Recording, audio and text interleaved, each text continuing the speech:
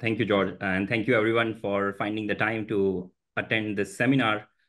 Please feel free to stop me if you have any questions.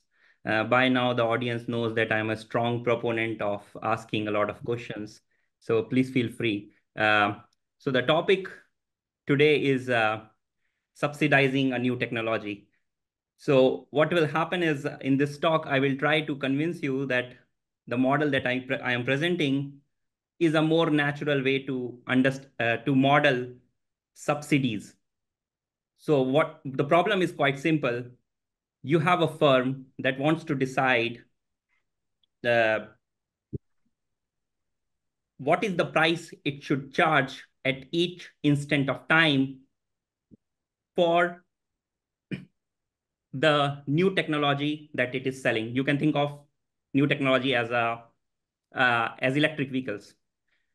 The government has to decide what is the subsidy it should give to the consumers. Now, the problem here is that you cannot change the subsidies at each instant of time, while you can change the prices at each instant of time. This is why we call it as an impulse game, because the government is changing or is implementing its actions only at certain discrete time instants, while the firm is continuously able to change the prices.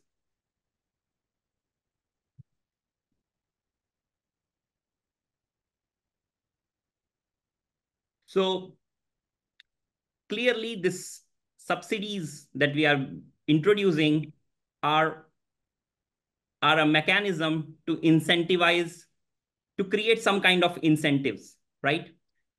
This is the quote from Thomas Sowell, that economic policies need to be analyzed in terms of the incentives they create rather than the hopes that inspired them, right?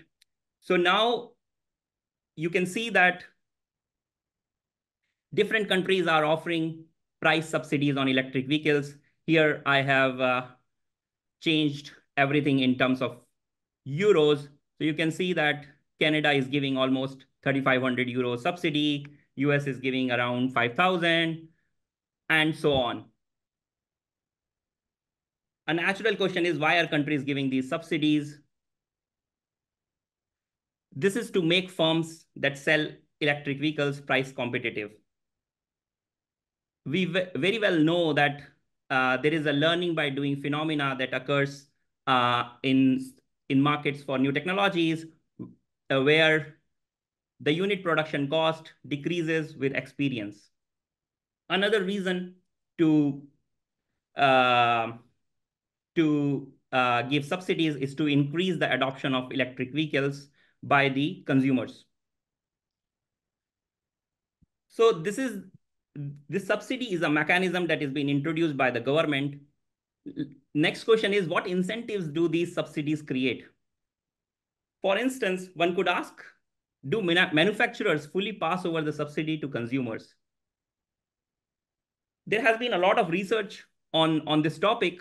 For instance, Call and others analyzed the car scrappage program, and they found that the subsidized buyers paid little more than those who were ineligible for subsidy.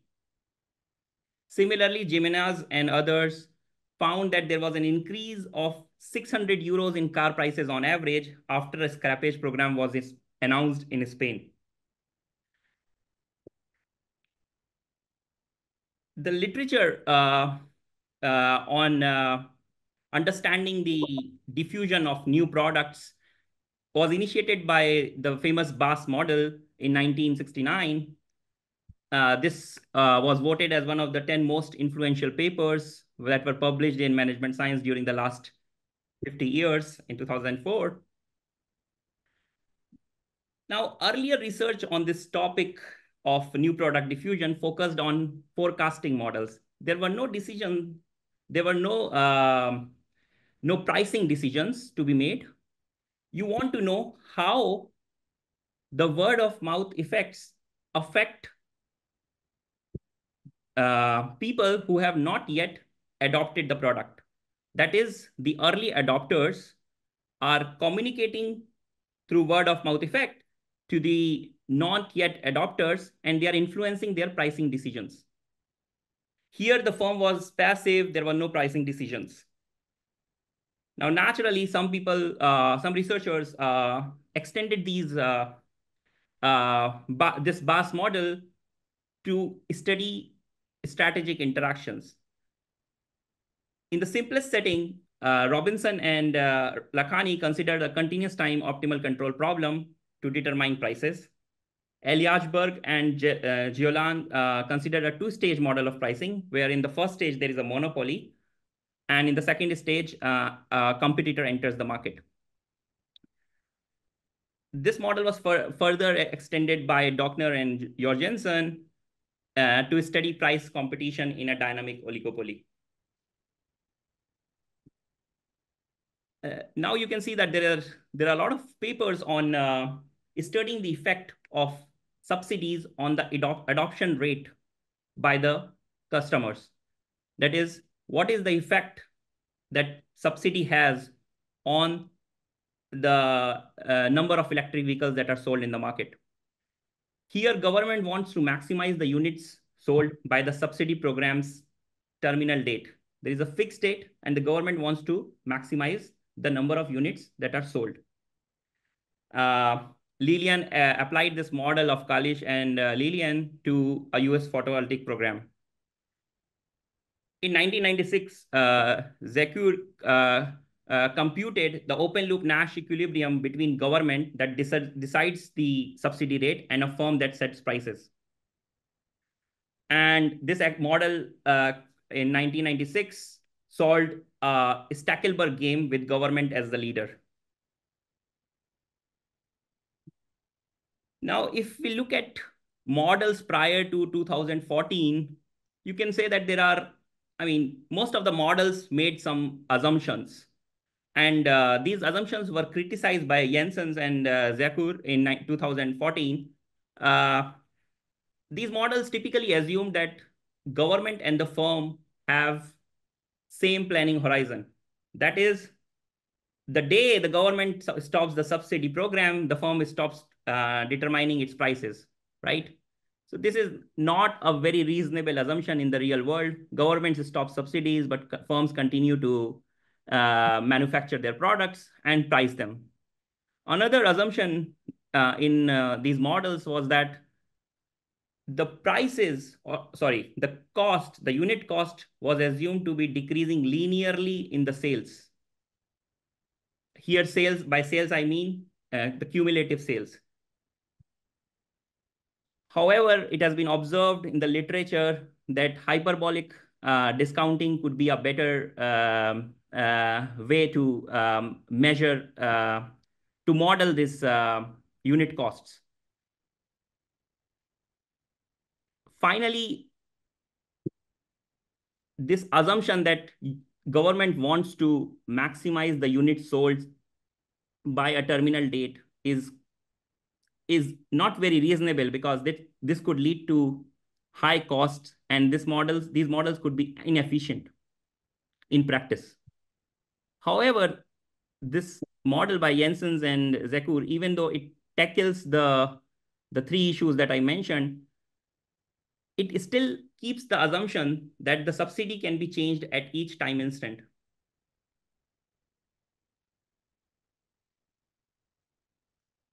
Our model assumes that the government has only a discrete set from which it can pick a subsidy level.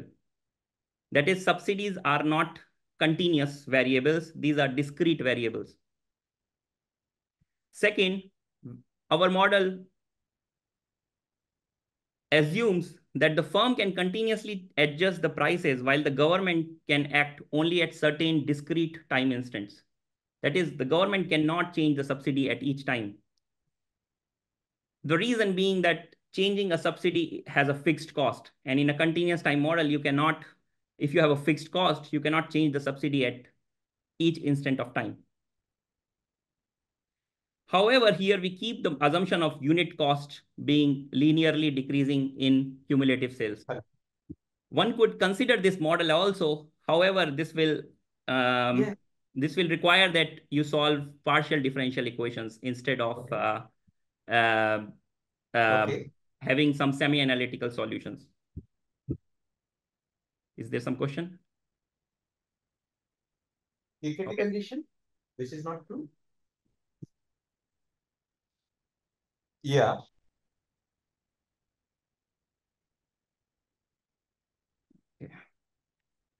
Okay, so there is a large literature on differential games, as we all know. However, there are only a few papers on differential games with impulse control. There are two kinds of approaches that people have taken in the literature. One is where there are only impulses, that is, no player has a continuous control. Another where one player uses impulse control and another player uses continuous control. Here, the timing of impulses is also not known at the time of making a decision. Okay, so now I will introduce the Stackelberg game model for subsidy rollout.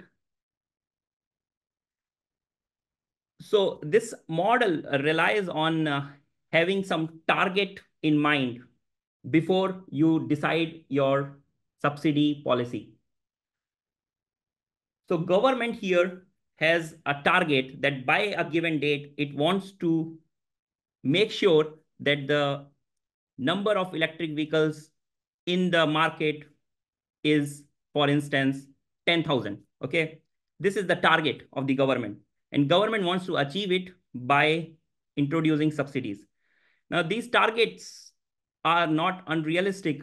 For instance, the Canadian zero emission vehicles program's target is 100% new lightweight vehicles sales by 2035, and this program will run until this date, March 31, 2025, or until the available funding is exhausted. Now you can see in this statement three things. One is government has a target date in mind. Second, government has a target sales in mind. And finally, government is concerned about its budget. Similarly, President Obama in 2011 set the target of 1 million electric vehicles on the road by 2015. Hi, Utsav. I have a question. Yeah. So one approach the expiration date, or the government usually can extend this subsidy policy. So which means it might have some like a time inconsistent issue right here. Yeah. Yes. So here I assume that the target date is fixed, but the target date could be random, right? This is what you are saying, that you can change the target date depending on the information that is available at that time. So it's a decision variable. Here, the target date is not a decision variable; it is fixed. Okay. And it cannot be changed. Does it answer your question? Yes. Okay. Okay, so now I can introduce the Stackelberg game model to solve this problem. So what we have is two agents or players. Player one, there is player one who is our government, and you can think of player two as the firm. The firm is deciding the price to charge at each instant of time for the electric vehicle. The government is deciding what is the subsidy to charge at time t. This subsidy at time t lies in this set S, and this set has a discrete number of elements. Okay? Xt is the cumulative sales at any given time. This is the total number of sales that have been made by the date t. The sales rate or the demand is given as follows. If there is no subsidy, the sales depend only on the prices that are being charged by the firm. If there is some subsidy, then the effective price reduces. That is, the new price is PT minus ST. Another thing to note here is this alpha 2 that you see. This measures the word of mouth effect. That is, the previous sales are affecting the current sales. Similarly, note that we have accounted for the price of alternate technology, which is here the gasoline car, and this is PA. We assume that this PA is not changing with time.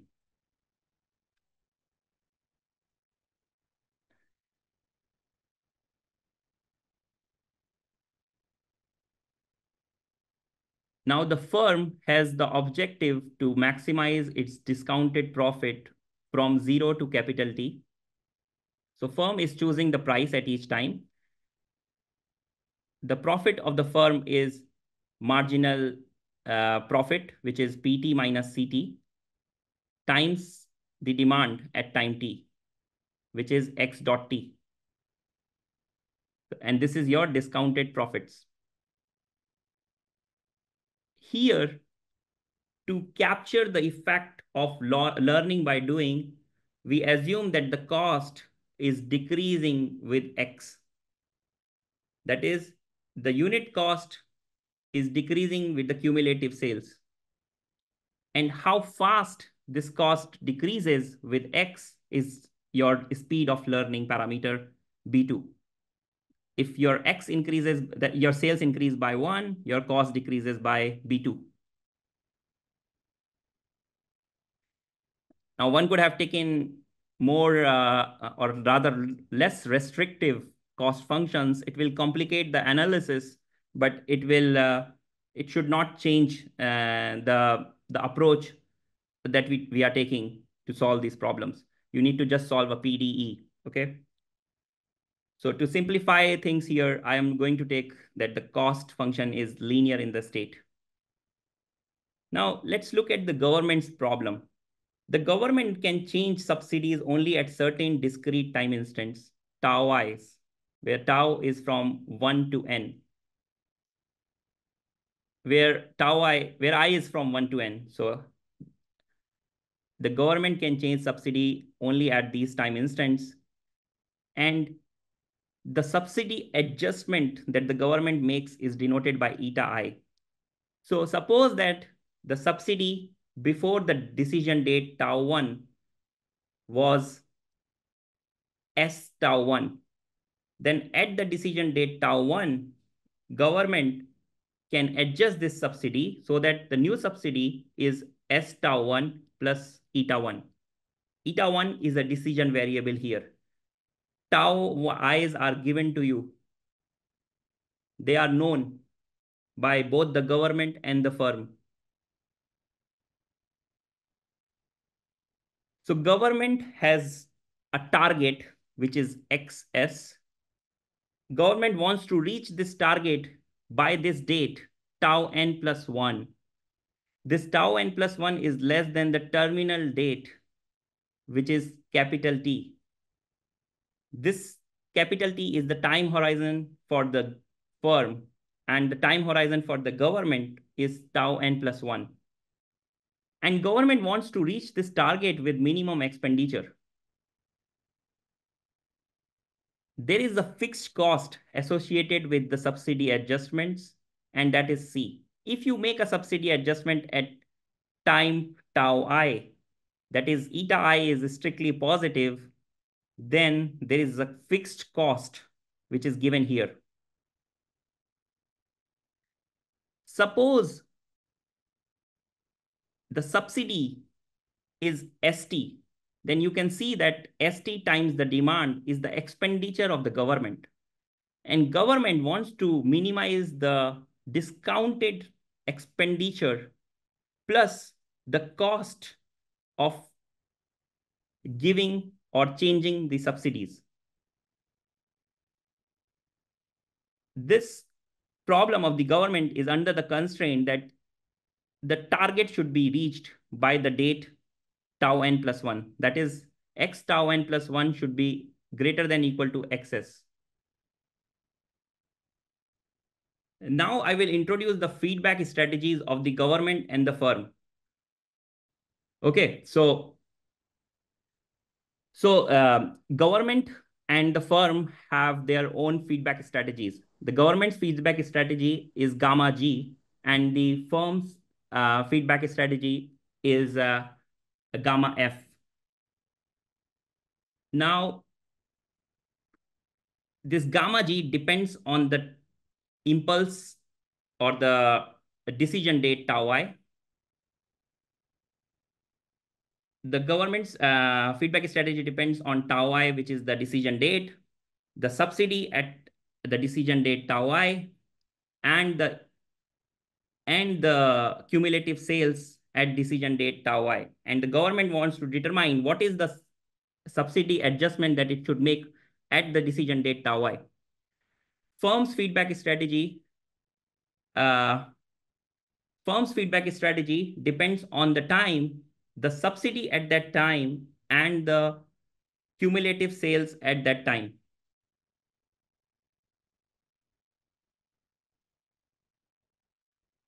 So government at the initial time tau 1 announces its strategy and says that it will implement eta 1 from tau 1 to tau 2. After knowing this strategy, the government decides its prices from tau 1 to tau 2.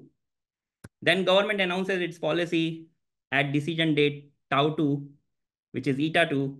And then government decides its prices, and this process continues until the decision date tau n plus 1, which is the terminal date for the government. After this point, the government does not change the subsidy. Okay. And after this time, the firm solves an optimal control problem. Is the setup clear? Or you have any questions? Okay. So to determine the feedback Stackelberg equilibrium, we need to determine the feedback Stackelberg strategies that are optimal for the firm and the government. So you take any time, cumulative sales, and the corresponding subsidy levels. Government announces its strategy gamma G. Firm's best response to gamma G is denoted by gamma hat F. Now government determines its gamma hat G, which is the strategy of the government, in such a way that it minimizes the government cost, given that firm will respond optimally to this gamma hat G. If you can find this gamma hat G and gamma hat F, then you have found the feedback Stackelberg equilibrium of this game.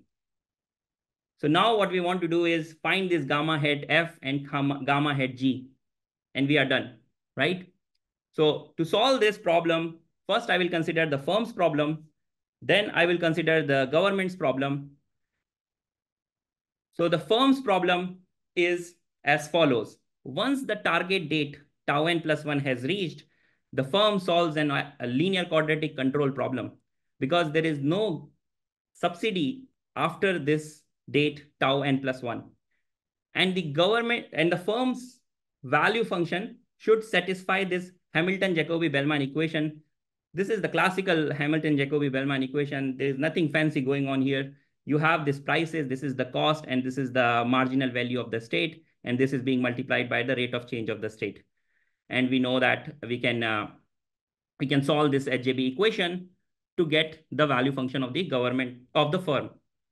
So the value function of the firm satisfies the Hamilton-Jacobi-Bellman equation. However, this Hamilton-Jacobi-Bellman equation involves finding this function Vf, which satisfies these conditions. This problem is an infinite dimensional problem and is known to be quite hard to solve in general. However, we know that our value function should be quadratic in the state because we are looking into linear quadratic control problem for the government, for the firm after the decision date has been reached. So we can restrict our attention to value functions which are quadratic in the state. So what I can do is I take this value function. The only thing that I want to determine now is what is this k2t for each time, k1t, k0t.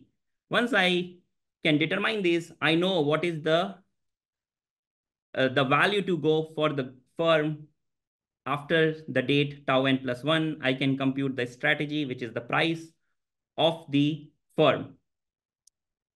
So you substitute this VF in this RGB equation, and you can solve for K2, K1, and K0.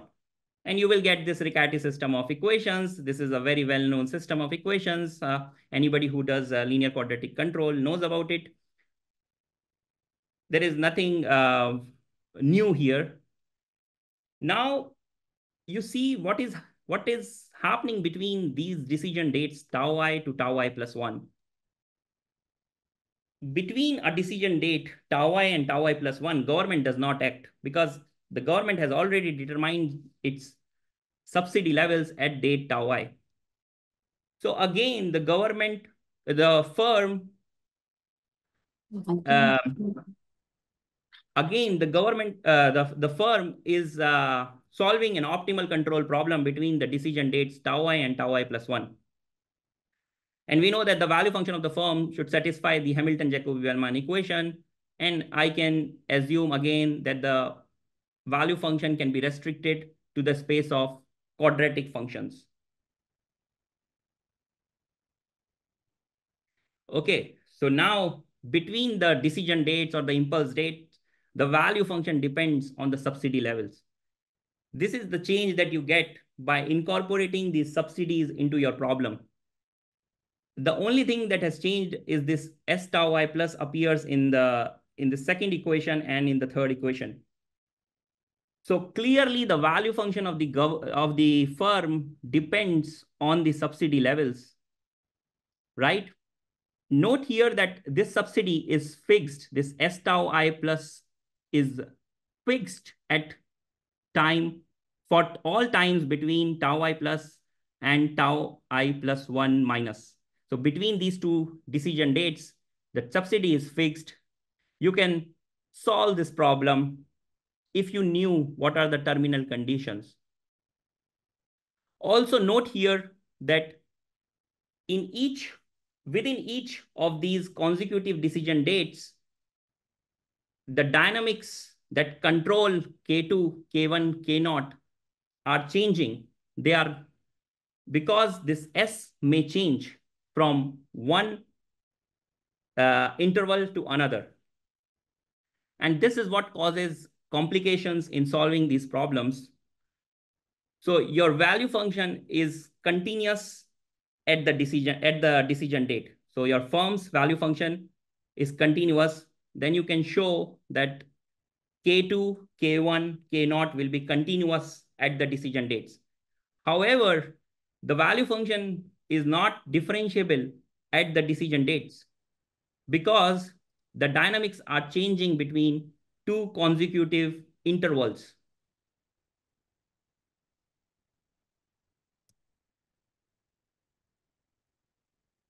Okay, so now we can solve government's problem, given that we know how to solve the firm's problem. So government has the target in mind, that the government wants to reach this target XS by time tau n plus 1. If the target is not reached, government incurs infinite penalty. This is what you can think of. This is one way to think of this constraint that the government has. So government at any cost want to reach this target. VG is the value function of the government. So I can write the terminal condition on the value function of the government. So if by date tau n plus 1, the state is above excess, then the value function is 0 because there is no value to be gained after the date tau n plus 1. If this target is not achieved, then the value function is equal to infinity.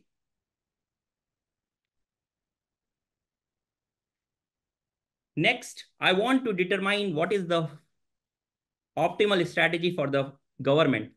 Think of it in this way. You are at a decision date tau I. The subsidy is S.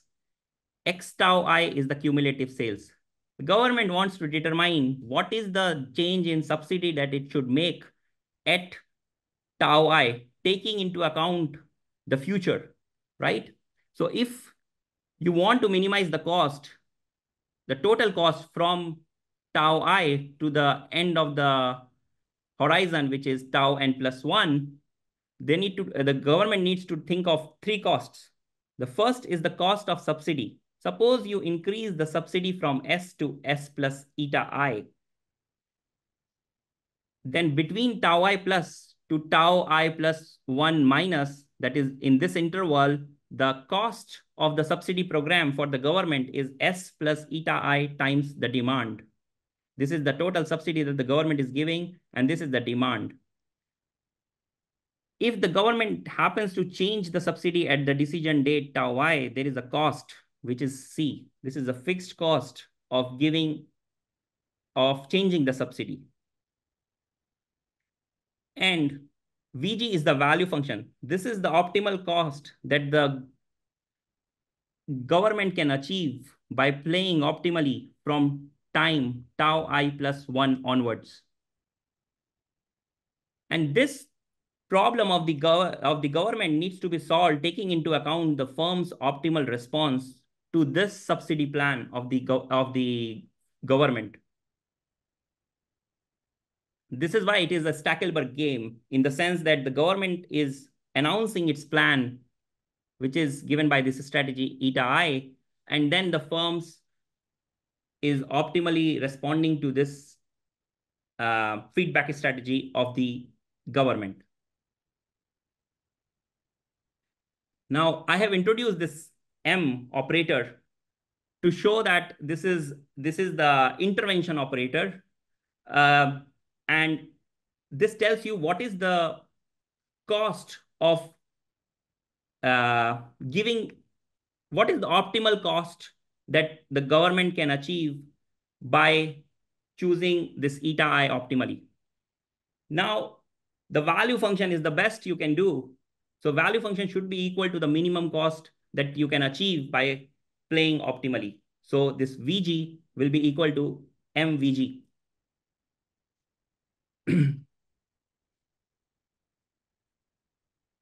So now I will, if there are no further questions, I will introduce the algorithm to compute these subsidy levels. So think of it in this way. You have time on the x-axis. The subsidies, the states are on the y-axis. These are basically the cumulative sales. The target state is excess. Okay, this is the target sales that that the government wants to achieve by this date tau n plus 1. After this date tau n plus 1, the firm is solving its optimal control problem. Here, what I am doing is I have discretized the states. Okay, so and basically, I have divided this whole interval from x0 to xm, where xm is the maximum value of the state, to an interval I have divided this into m equal parts, and this is the length of the interval. Suppose you are at xn. This is the sales at time tau n. So these are the cumulative sales at tau n. Suppose the government has three strategies. If the government chooses the first strategy, the government pays $100 in subsidy. If the government chooses second strategy, government pays $90 in subsidy. If the government government chooses the strategy 3, then the cost is infinity. The reason is that government has not reached its target, right? If this is the state that government is reaching at time tau n plus 1. And we know that if the government does not reach its target, the cost is infinity. So government has to decide what strategy should they choose, and they will choose the strategy 2 because it gives the cost of only $90 as compared to $100 for making the state reach this level. But it does not matter in our model which state is achieved. What matters is whether at the target date you have reached beyond excess. So now the value function of the government at decision date tau n and at state xn is 90. And for each value on this grid here, I can compute the value function of the government. Next, what I do is I interpolate between these values to get the value for each state. Note here that the firm can choose prices in a way that the state can be at any of these levels. And we need to be able to compute the value of the value for the government at each of these state values. So what we can do is we can just interpolate using some interpolation function to know the value of the state. Oh, sorry, the value of the government for all the state. And we can continue this process until we reach the initial time. And then we would have obtained the value function of the government and the value function of the firm, where the firm's value function should satisfy the Riccati system plus the continuity conditions on the coefficients in the value function.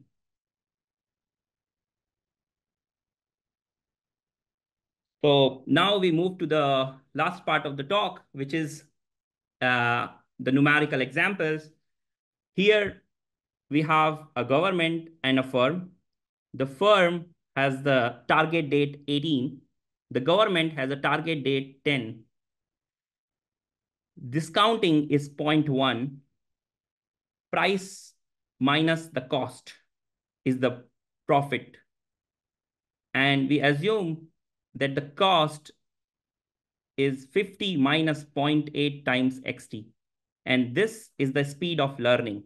That is, if you increase the state by x, if you increase the cumulative sales by 1, your cost is decreasing by 0.8.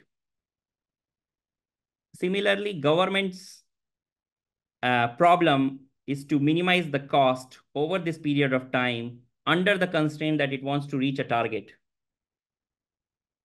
Suppose the government can only take decisions at tau 1 and tau 2. Suppose it's 0 and 5. The government has to decide whether it will change the subsidy at time tau I or not. The fixed cost is 10. If you give a subsidy, if you change a subsidy, you pay a cost of 10. 6 here is the market potential. And 0.01 is the word of mouth effect, in the sense that if your x is 1, then the rate of change of x due to this previous sales is 0.01, taking everything else the same. And the subsidy is being changed in this fashion that subsidy change is linear, which is intuitive in your decision, which is eta I.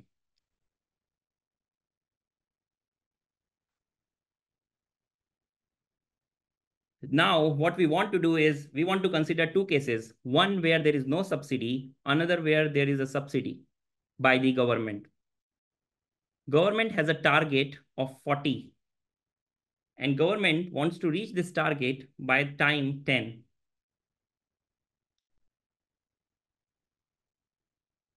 If there is no subsidy, you can see that this blue line does not hit the target. The target is 40. It is this black line. And you can see that at time 10, the target is still not reached. However, with subsidy, the government is able to reach its target by date 10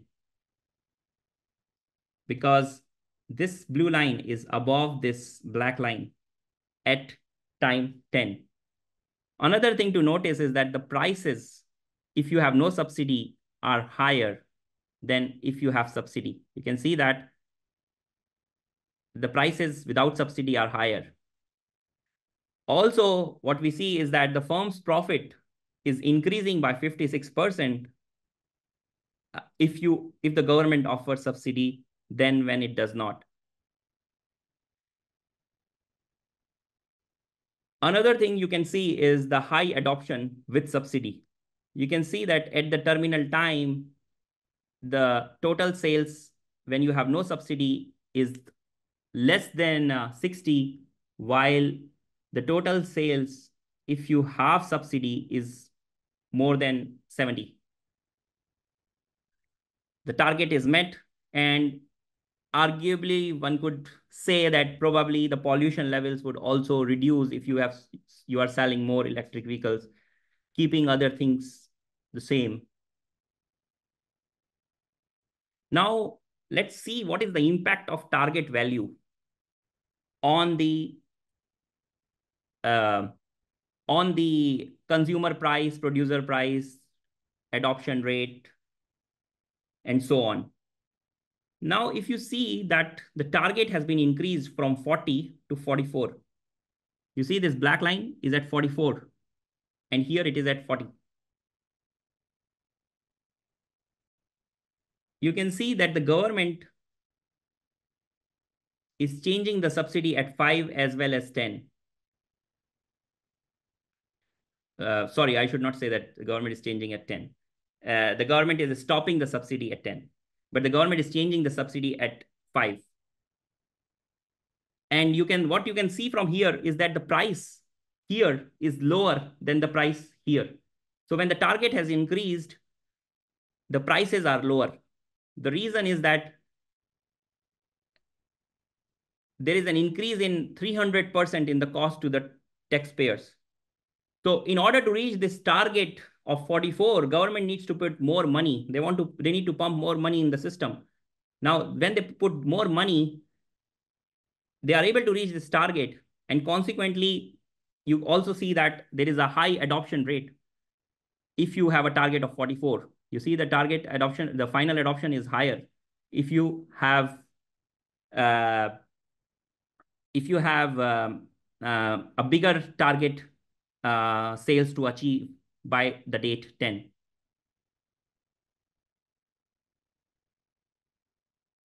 Now we see the impact of learning speed. That is, if my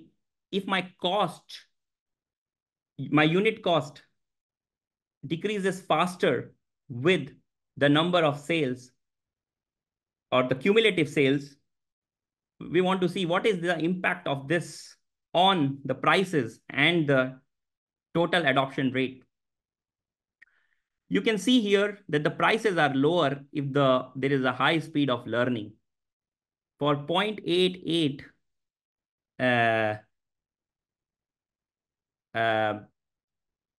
for the speed of learning, which is 0.88, the prices are lower. The adoption rate, final adoption rate is not much different, even though it's higher.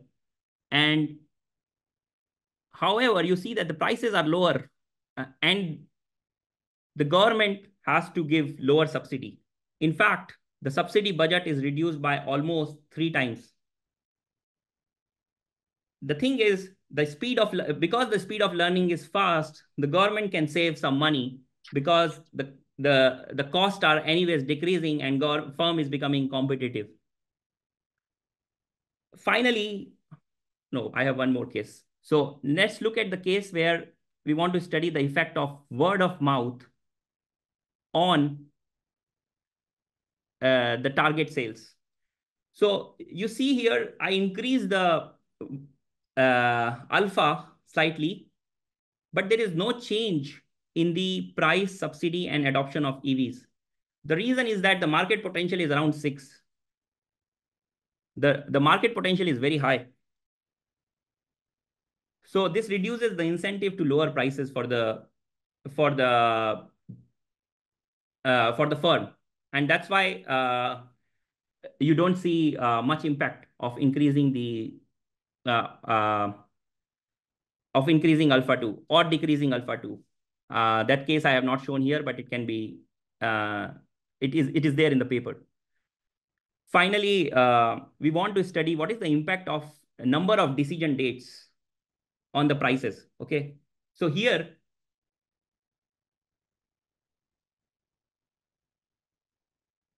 if you increase the number of decision dates, then you can see that the government can almost exactly match the target at time 10, because it has more flexibility in changing these subsidies frequently. However, if you have only 2, n is equal to 2, the government is not able to change these subsidies frequently. So government is has a lower expenditure as well. If you have n is equal to 4, you can see that the government implements this 15 for some time. After that, it's 10. And at time 5, it just stops. Here, while in the case where n is equal to 2, government keeps on giving a subsidy of 15 for entire duration from 0 to 5. So that explains why the prices have not decreased so much in this case, where there's more flexibility, because the government only cares about its target. It does not necessarily care about the prices, right? So the prices could be almost the same or even be higher in this case. And the adoption rate is also not changed significantly. Okay, so now I can conclude. The takeaway message is that you can solve Stackelberg impulse games if the timing of impulses or the timing of interventions is known. You need to consider, this is more simplified model, but what you can think of is this. I can increase the decision dates as much as I can. The only problem that can happen is the computational complexity. If you can solve these problems faster, you can still consider this model. Similarly, this discrete subsidies make sense, but you can increase the number of subsidy levels. It will again increase the computational complexity, and you might need to resort to some other more computationally heavy procedures, but the approach would not change significantly. However, if you want to extend these models to the case where you have hyperbolic discounting, then you need to solve partial differential equations. You cannot assume anymore that the value function is quadratic in the state. Another example, another thing that you can consider is the real world case study of understanding how these subsidy markets work with respect to the profit maximizing firms. You can also consider stochasticity. And finally, the interesting case is where the timing, you want to model the timing of interventions. There are many ways to model this timing of interventions. In reinforcement learning, there is a lot of literature on having policies where you don't act with some probability, while with some probability you act. And probably those models can also achieve this budgeted settings where you have upper bound on the number of times you can act, and similarly other settings. The model that is more interesting to control theorists is where you have this, you want to model this timing of interventions, and the problem, the optimality conditions can be formulated as a quasi-variational inequality, and you want to solve these quasi-variational inequalities to basically determine the timing of interventions.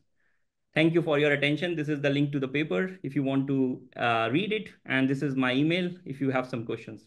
Thank you.